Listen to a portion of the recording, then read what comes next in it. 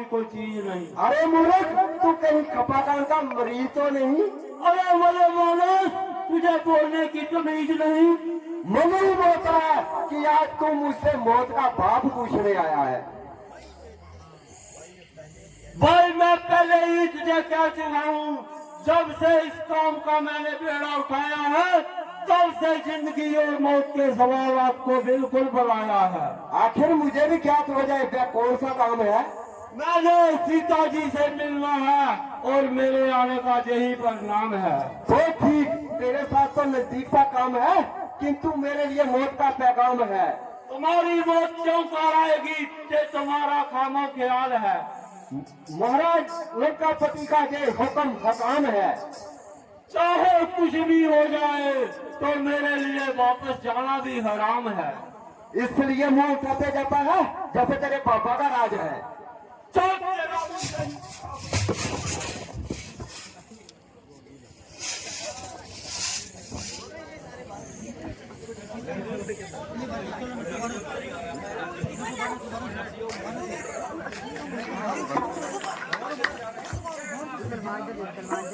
रात बहुत गुजर चुकी, सुबह होने में चंद घंटे बाकी रह गए हैं।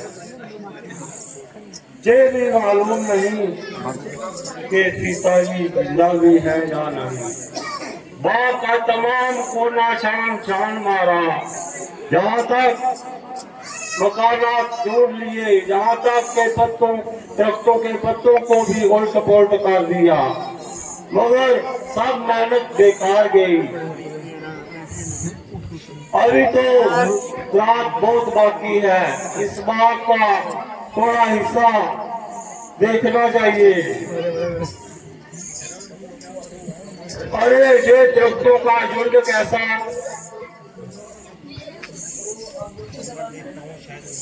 शायद जहाँ देखता हूँ शायद वहाँ ही कुछ पता चल जाए, क्योंकि सुबह होते ही मुझे जहाँ से निकल जाना चाहिए और मैं मुंह सफाई की लाश देखकर चारों तरफ शोर मच जाएगा और तू शायद ही जिंदा जाना पाएगा। कैसा सुंदर निर्मल जल है, देख लिया, जान लिया, ढूंढ लिया और पा लिया। धर्म व कर्म को जानने वाली सीता जिंदा है तो इस जगह संध्या करने जरूर आएगी और तेरी मुराद जहाँ से भी पूरी हो जाएगी।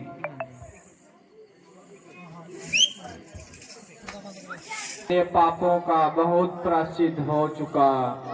जिस प्रकार मेरे साथ अनर्थ हो रहा है उसको सहन करने में ये शरीर बिल्कुल असमर्थ हो रहा है। जिसकी शक्ल देखना नहीं चाहती उसके असंभव ताने सुन सुनकर लहू के घूंट पी रही हूँ और निर्लज्जता का जीवन जी रही हूँ। नीच से नीच स्त्रियां हर समय मुझ पर लपकती रहती हैं और जो मुंह में आता है बकती रहती हैं। इधर रावण ने अपनी बकवास को कम किया तो उधर इन दुष्ट राक्षसियों ने मेरे नाक में दम किया। सायंकाल से बकते बकते अब मुश्किल से इनको मौत नसीब हुई तो उस कमबख्त के आने की घड़ी नसीब हुई। आराम तो गया चूल्हे में, मुझको इतना भी अवसर नहीं मिलता कि किसी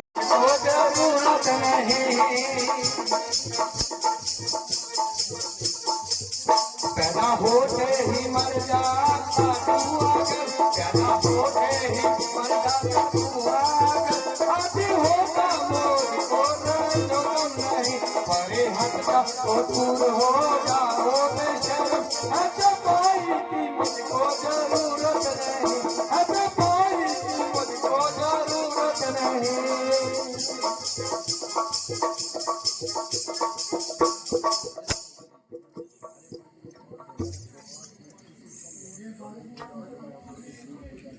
अरे कुकुरचंद, तू इतनी चंद कपूर हो जा और मेरी नजरों से दूर हो जा। तेरी भलाई इसी में है कि मेरी सीमा से निकल जा। यदि तेरे साथ कोई भलाई करता हो तो हमदर्दी का दम बढ़ता हो।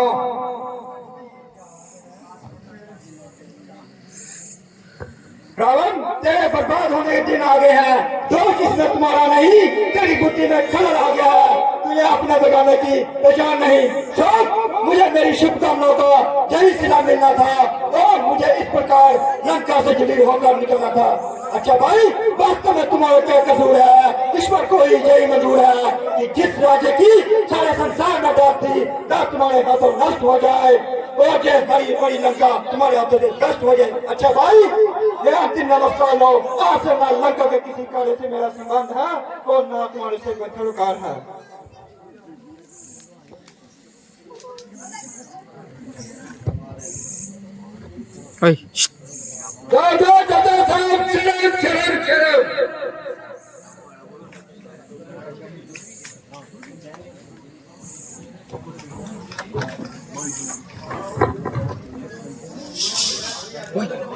हाँ हाँ, आज मेरा और भविष्य का संबंध सदा के लिए टूट गया।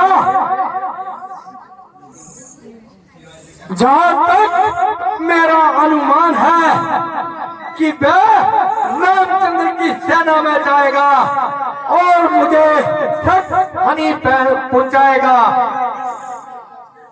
यदि भविष्य साधारण इंसान है लेकिन नामुमकिन, जब वो रामचंद्र की सेना में जाएगा और मुझे सख्त हानि पहुंचाएगा। हाँ हाँ, जो हुआ सो हुआ। मैं आगे की रोकथाम के लिए कुंभकर्ण के पास जाता हूँ और उसे अपना हमदर्द बनाता हूँ।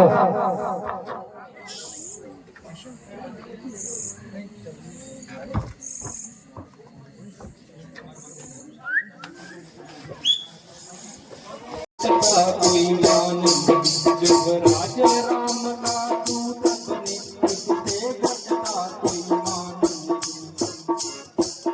जानते हो कार्य जनार्दन का, इससे बढ़कर कोई सम्मान नहीं, इससे बढ़कर सम्मान नहीं। युवराज राम का दूत बने, इससे घटता कोई मान नहीं। युवराज राम का दूत बने, इससे घटता कोई मान नहीं। निश्चय ही दाग जमाऊंगा मैं रावण की राजधानी पर, मैं रावण की राजधानी पर। प्रभु का प्रताप ही ऐसा है, पत्थर भी खड़े हैं पानी पर। प्रभु का प्रताप ही ऐसा है, पत्थर भी खड़े हैं पानी पर। मैं हूँ सेवक आपका, सुनिए कौशलनाथ। रखिए आशीर्वाद का प्रभु मेरे सर पर रहा। भगवान प्रणाम, विजय ही भव। चाचा जी प्रणाम। बोलो सियापति रामचंद्र की जय। जय श्री राम, जय जय श्री राम, जय जय श्री राम।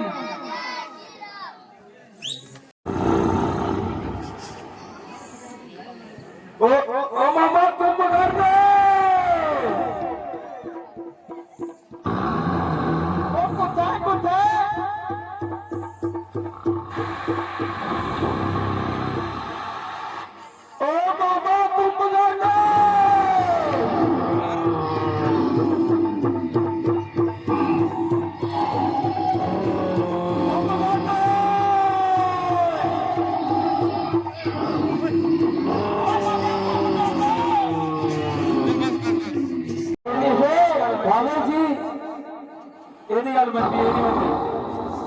गंदी गेड़ी बनाई बोलिए। चेक लो, चेक दो चेक कर दो।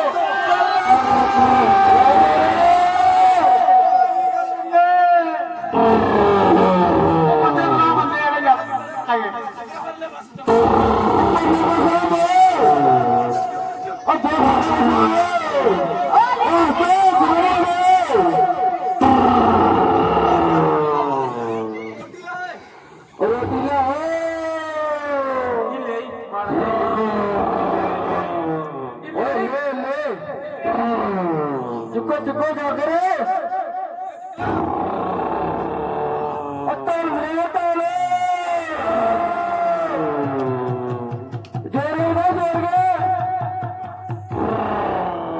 रोटी वाली खा ला ला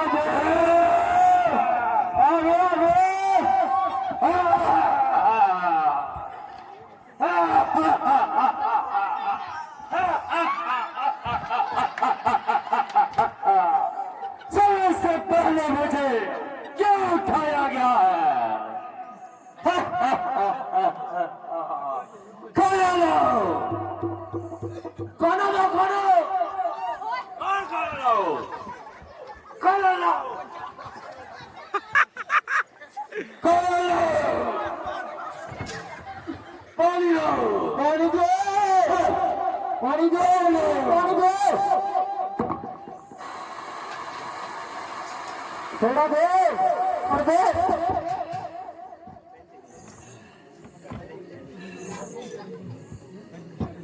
ओ इसी उठा के नहीं गलती कर छोड़ी है। खाना हो लो। सोने से पहले मुझे क्यों जगाया गया है? गुप्तराज, गुप्तराज। हा हा हा।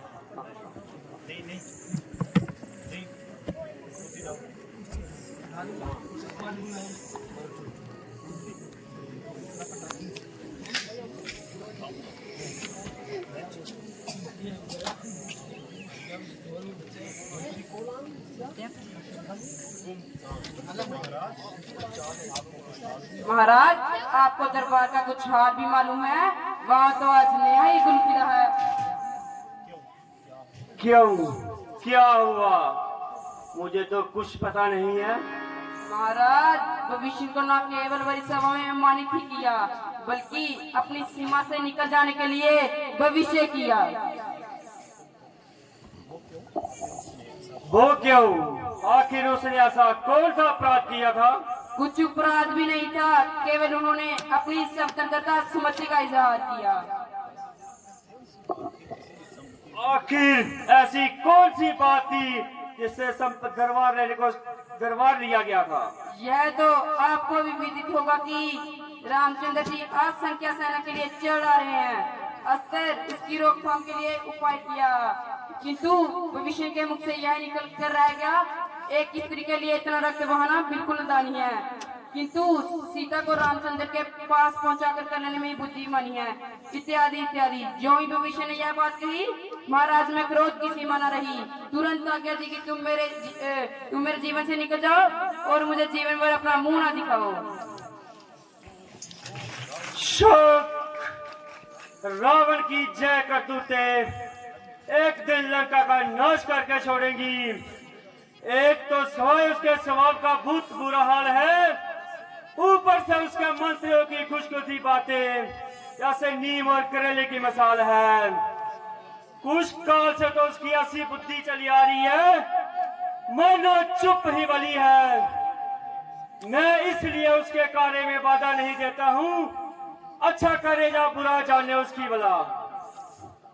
महाराज, लंकापति जी तशरीफ ला रहे हैं। महाराजा लंकापति नरेश पधार रहे हैं।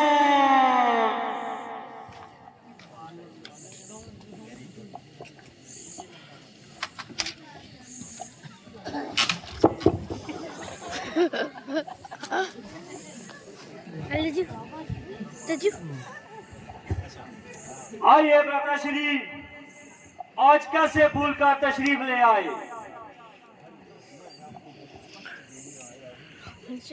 भाई, मैं आपको कुछ कष्ट देने आया हूँ, क्योंकि एक समस्या पर आपसे परामर्श लेने आया हूँ, क्योंकि मैं आपकी बिना सहमति के कोई काम नहीं करता। यूं तो रावण अकेला किसी से नहीं डरता। गलत, बिल्कुल गलत, झूठ, बिल्कुल सफेद झूठ। बोला आपके कार्य में मेरी सला संपत्ति का क्या कारण? निस्संशय आज दिन तक जो मैंने किया वो अपनी मर्जी से किया। इसमें मैंने आपसे कभी परामर्श नहीं लिया, किंतु आज एक भयानक सूरत है जिस चीज के लिए मुझे आपकी सहायता की जरूरत है। आखिर ऐसी कौन सी कठिन समस्या है?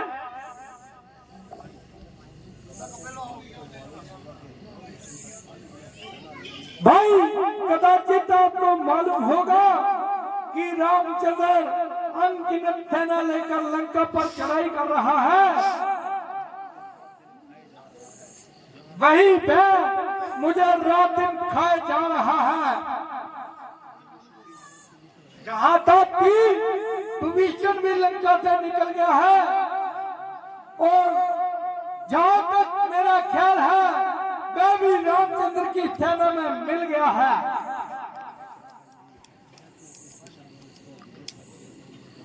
यदि मेरे भाइयों का यही हाल है तो इस दशा में रावण को राम पे विजय पाना सख्त मुहाल है। आप इस समय मुझसे परामर्श करने आए, किंतु उस समय क्यों ना पूछा जब सीता को चुरा ले आए। अब भुगतो अपने किए की सजा और देखो इश्कबाजी का मजा। अब इसे दिल तोड़ने लगे और घुटने ढीले छोड़ने लगे। इब्तिदाई इश्क है रोता है क्या, इब्तिदाई इश्क है रोता है क्या, आगे आगे देखो होता है क्या।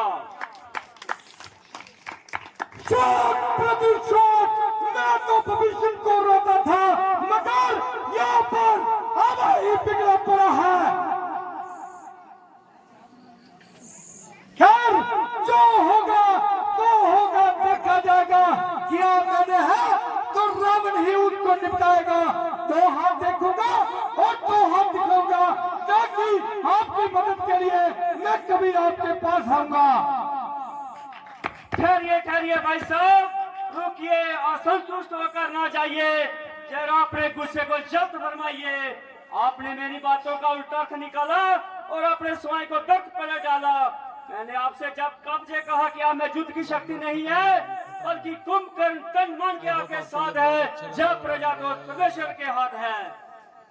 प्यारे भाई, जब कुंभकर्ण मेरे साथ है तो राम का युद्ध करना मेरे बाएं हाथ का काम है।